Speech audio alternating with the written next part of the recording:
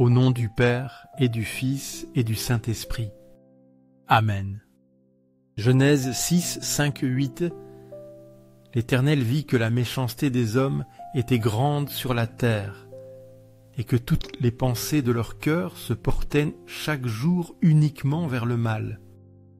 L'Éternel se repentit d'avoir fait l'homme sur la terre, et il fut affligé en son cœur. Et l'Éternel dit: J'exterminerai de la face de la terre l'homme que j'ai créé, depuis l'homme jusqu'au bétail, aux reptiles et aux oiseaux du ciel, car je me repens de les avoir faits. Mais Noé trouva grâce aux yeux de l'Éternel. Genèse 6, 5, 8 nous décrit une humanité plongée dans le péché. Chaque pensée est tournée vers le mal. Dieu, affligé par cette corruption généralisée, envisage de détruire sa création. Cette image de désespoir résonne avec le sentiment d'abandon que Jésus ressent dans le tabernacle. Il est oublié par tant de cœurs, mais au milieu de cette obscurité, une lueur d'espoir subsiste. Noé trouve grâce aux yeux de Dieu. De même, dans notre monde souvent indifférent, Jésus, prisonnier d'amour, attend notre réponse. Il attend notre reconnaissance. Comme Noé, nous sommes appelés à trouver grâce. Nous devons nous tourner vers Dieu et reconnaître sa présence eucharistique. Nous devons offrir notre cœur en consolation à son amour blessé. Ce passage nous rappelle la gravité du péché. Il nous rappelle aussi la miséricorde divine. Cette miséricorde persiste même au cœur des ténèbres. Elle offre toujours une voie de salut et d'amour. Seigneur du tabernacle, fais que je t'aime chaque jour davantage, que mon amour pour toi croisse et se fortifie avec chaque Eucharistie, avec chaque rencontre avec toi dans la prière, dans l'adoration, dans la réflexion sur ta parole. Que ma vie soit un témoignage de ton amour, un reflet de ta bonté et de ta présence en ce monde. Je t'adore, Seigneur et Créateur, caché dans le très saint sacrement de l'autel. Je t'adore pour tous les travaux humains, pour toutes les luttes, pour toutes les joies et souffrances que vivent tes enfants sur cette terre. Dans chaque effort humain, je vois ta main, ta guidance aimante qui ne nous laisse jamais seuls, qui est toujours avec nous, même dans les moments les plus difficiles. Toi qui as répandu tant de beauté sur la terre, qui as créé un monde plein de merveilles, qui nous parle de ta grandeur, de ton amour infini pour chacun de nous. Bien que ces belles choses ne soient qu'un pâle reflet de toi, car tu es la beauté incomparable, je te reconnais dans la création, dans la nature, dans chaque visage humain. Mais au-delà de tout cela, je te reconnais dans le très saint sacrement, où tu t'es caché, où tu as voilé ta gloire sous les apparences du pain consacré. Mes yeux illuminés par la foi t'atteignent, te voient, t'adorent, et mon âme se prosterne devant toi, mon Créateur, mon bien suprême, mon tout. Mon cœur est complètement immergé dans la prière et l'adoration. Ô Jésus sacramentel, car je sais qu'en ce petit fragment de pain, c'est toi, le roi des rois, le Seigneur des seigneurs, le Fils de Dieu fait homme, qui se livre à nous dans chaque Eucharistie pour être notre aliment, notre force, notre consolation. Aux cieux et sur la terre, soit à jamais loué le cœur aimant de Jésus sacramentel. Nous croyons, Seigneur, en ta présence réelle dans le très saint sacrement de l'autel. Nous croyons que tu es ici, vivant, présent, nous écoutant, nous aimant. Matthieu 24, 37-39. Ce qui arriva du temps de Noé arrivera de même à l'avènement du Fils de l'homme. Car, dans les jours qui précédèrent le déluge, les hommes mangeaient et buvaient, se mariaient et mariaient leurs enfants, jusqu'au jour où Noé entra dans l'arche, et ils ne se doutèrent de rien, jusqu'à ce que le déluge vint et les emporta tous. Il en sera de même à l'avènement du Fils de l'homme. Matthieu 24, 37-39 compare le retour du Fils de l'homme au jour de Noé. Avant le déluge, les gens étaient absorbés par les affaires quotidiennes. Ils ignoraient l'imminence du jugement divin. Cette indifférence face à la réalité spirituelle se retrouve aujourd'hui. Nous sommes souvent distraits par les préoccupations matérielles.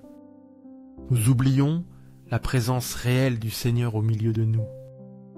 Tout comme les contemporains de Noé, nous pouvons être aveugles aux signes de Dieu. Nous pouvons être sourds à son appel à la conversion et à la foi. Ce passage nous invite à la vigilance. Il nous invite à ne pas nous laisser endormir par la routine et l'insouciance. Il nous appelle à ouvrir les yeux de la foi. Nous devons reconnaître la présence du Christ dans notre vie. Nous devons le reconnaître dans les sacrements, dans l'Église et en nos frères.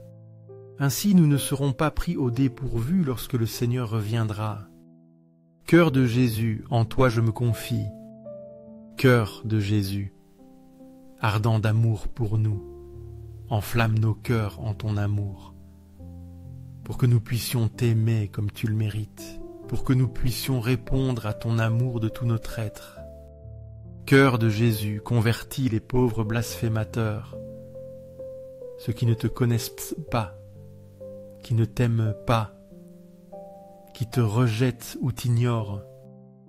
Cœur de Jésus, que ton amour soit connu, que tous les hommes et femmes de ce monde puissent expérimenter la douceur de ton amour, la paix que seul toi peux donner, témoignage d'amour. Cœur de Jésus, que je t'aime et te fasse aimer, que ma vie soit un témoignage vivant de ton amour, une invitation pour que d'autres aussi s'approchent de toi, te connaissent et t'aiment. Cœur divin de Jésus, convertis les pécheurs, sauve les mourants, libère les âmes saintes du purgatoire.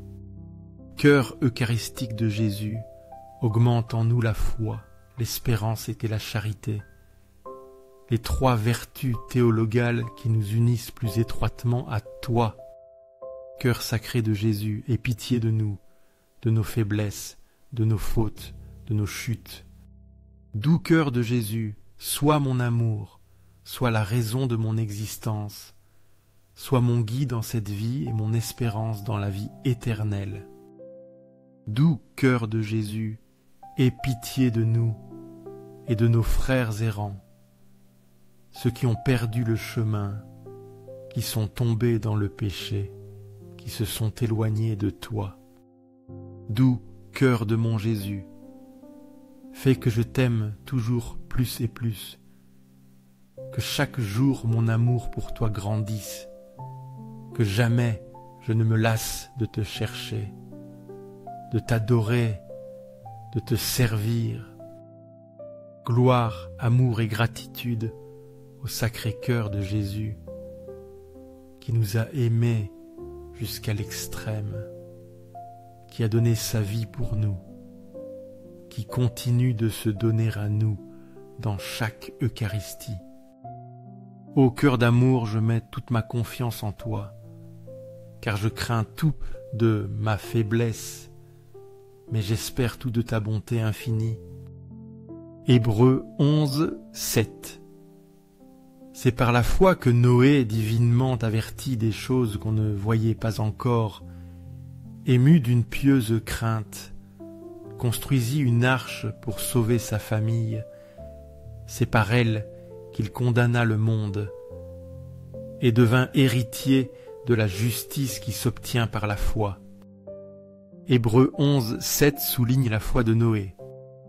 Averti divinement d'un déluge imminent, Noé crut en la parole de Dieu. Il crut malgré l'absence de preuves visibles. Sa foi se manifesta par une action concrète. Ce fut la construction de l'arche. C'était un acte de confiance et d'obéissance. Noé ne se laissa pas décourager par l'incompréhension. Il ne se laissa pas décourager par le ridicule de ses contemporains. Il persévéra dans sa mission. Il sauva ainsi sa famille. Cette foi active de Noé nous inspire à une confiance semblable en Jésus. Même face aux défis et à l'incertitude, nous sommes appelés à construire notre arche spirituelle. Nous devons vivre selon la foi. Nous devons témoigner de l'amour du Christ. Comme Noé, nous devons faire preuve de persévérance et de courage. Nous devons persévérer dans notre cheminement spirituel. Soyons confiants dans la promesse de salut que Dieu nous offre. La foi de Noé est un modèle pour notre propre réponse à l'appel divin. Sacré-Cœur de Jésus, Jésus, aie pitié de nous. Sacré-Cœur de Jésus, réconforté dans ton agonie par un ange, réconforte-nous dans nos épreuves, dans nos difficultés, dans nos agonies. Sacré-Cœur de Jésus, je crois en ton amour pour moi. Je crois que tu m'aimes, que tu es avec moi, que jamais tu ne m'abandonneras. Sacré-Cœur de Jésus, protège nos familles, jeunes, enfants et anciens. Garde-les sous ton manteau, défends-les de tout mal, remplis-les de ta grâce. Sacré-Cœur de Jésus, sois connu, sois aimé, sois imité par tous les hommes. Que ton règne vienne à nous, que ta volonté soit faite dans nos vies. Sacré-Cœur de Jésus, je me donne à toi par Marie, ta mère et notre mère, qui nous conduit toujours à toi. Sois aimé partout, Sacré-Cœur de Jésus, que tous les cœurs se tournent vers toi, que toutes les âmes te reconnaissent comme leur sauveur. Tout pour toi, cœur sacré de Jésus. Cœur doux de Marie, prépare-nous un chemin sûr. Guide-nous sur le sentier du salut. Conduis-nous à ton Fils Jésus. Doux cœur de Marie, sois le salut de mon âme. Protège-moi, guide-moi, accompagne-moi toujours. Doux cœur de Marie, sois notre salut, sois notre espérance, sois notre consolation en cette vie et dans la prochaine. Très saint sacrement de l'autel, je crois en toi. Je t'adore. J'espère en toi et je t'aime. Je te demande pardon pour ceux qui ne croient pas en toi, ne t'adorent pas, n'espèrent pas en toi et ne t'aiment pas non plus. Aux cieux et sur la terre, sois à jamais loué le cœur aimant de Jésus sacramentel. Se répète 3 fois comme forme de louange. Aux cieux et sur la terre, soit à jamais loué le cœur aimant de Jésus sacramentel. Aux cieux et sur la terre, soit à jamais loué le cœur aimant de Jésus sacramentel. Aux cieux et sur la terre, soit à jamais loué le cœur aimant de Jésus sacramentel. 1 Pierre 3, 18, 22.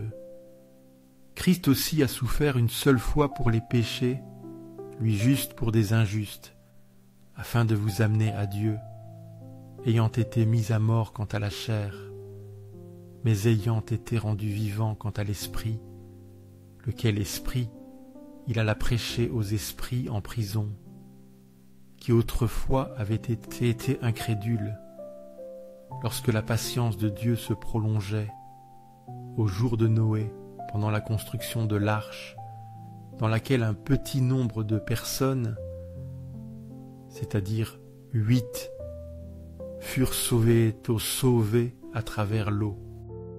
Cette eau était une figure du baptême qui n'est pas la purification des souillures du corps, mais l'engagement d'une bonne conscience envers Dieu, et qui maintenant vous sauve aussi par la résurrection de Jésus-Christ, qui est à la droite de Dieu, depuis qu'il est allé au ciel, et que les anges, les autorités et les puissances lui sont soumis.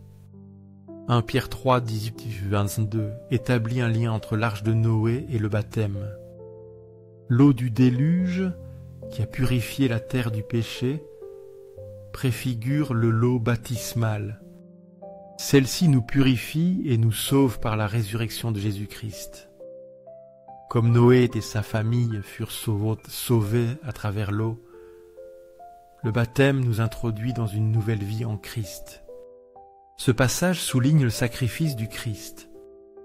Il est mort pour les pécheurs. Son but était de nous réconcilier avec Dieu. Il met en lumière la patience divine manifestée au temps de Noé. Dieu attendait la conversion des hommes. L'arche, symbole de salut dans le déluge, devient une image de l'Église. L'Église est un refuge et un chemin de salut. Elle est là pour tous ceux qui croient. Le baptême est un engagement d'une bonne conscience envers Dieu. Il nous unit au Christ ressuscité. Il nous ouvre à la vie éternelle. Il nous rappelle la miséricorde et l'amour infini de Dieu